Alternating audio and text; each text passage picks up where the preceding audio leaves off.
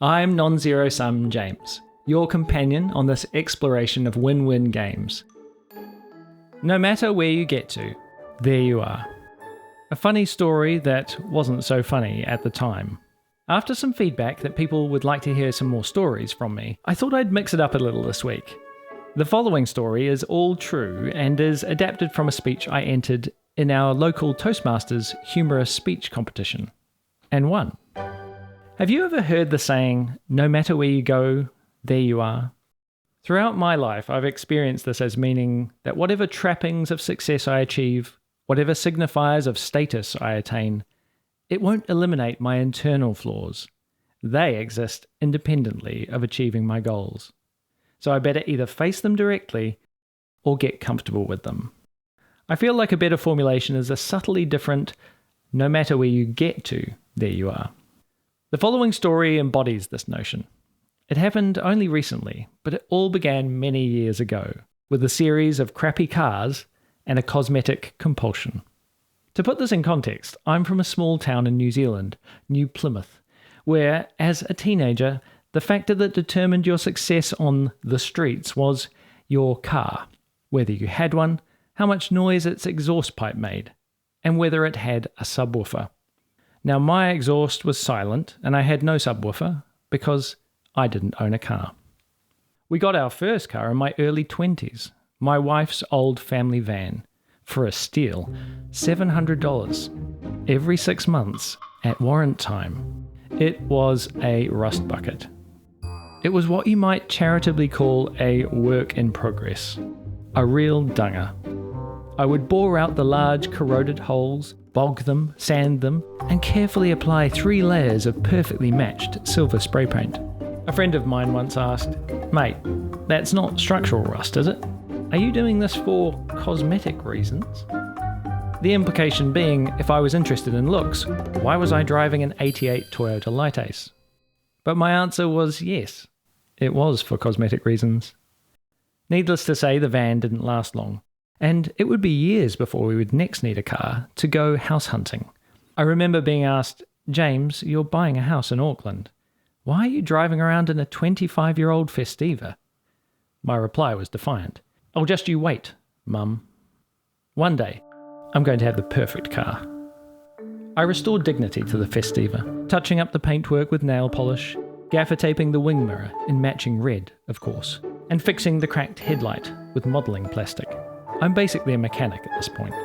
Next was the Corolla. I would spray paint the inner wheels black so that when I put my hubcaps on, they'd almost look like real mags. I'd also get an extra set, so I had 4 replacements for the front left wheel, which I routinely curbed. But my eyes did begin to wander, and that's when I saw it. The dream car. Now it might better be termed the nightmare car due to the creator's antics. A shiny white Tesla Model 3. Before you judge, this is well before he went full Elon. I loved it. 25 years on from those teenage nights in downtown New Plymouth, I had made it. Finally, I had a cool car. And all the unworthy adolescent angst and baggage I'd carried throughout my life was swept away. I was complete. And I was so careful. Can you have a drive? No. Can you eat your chicken nuggets in the back? No. Can you turn on the seat heating? Why, yes. I thought you'd never ask. But old habits die hard. Sneaking into a tight park, crunch! I stooped to inspect my first ghastly instance of curb rash. For months it haunted me, a constant reminder of my folly. I would replay it over and over in my mind. If only I'd turned earlier. What if I'd left a minute later? Sometimes, because it was on the passenger side, I wouldn't see it for days, and I'd forget. But then the memory would come flooding back, shining bright silver through the grey veneer. And then it dawned on me. The skills I had developed over a lifetime of making minor cosmetic touch-ups had prepared me for this very moment. I would find my old black spray can and mix it with Leadbelcher grey modelling paint to make the perfect tone, to heal the scar and hide my shame. I responsibly marked up the area and found a small piece of cardboard to mix the paint on. But when I pressed the nozzle, there was no pressure left in the can. And yet, it was still heavy.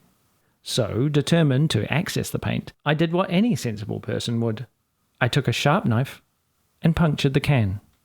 And that's where it all went horribly wrong. Black paint sprayed straight in my eyes. The can hit the ground, spinning like a Tasmanian devil, radiating a hellish black cloud. I pounced, struggling to grasp the wild beast, eventually wrestling it into submission. In the silence that followed, I stood and looked down at my ruined sneakers. Sneakers that had once been bright white. Just like my car. Right behind me! Ah! A gust of wind had carried the dark swarm into and all the way over the car. Not an inch was spared from the tiny black spots of fast-drying, hard-wearing enamel.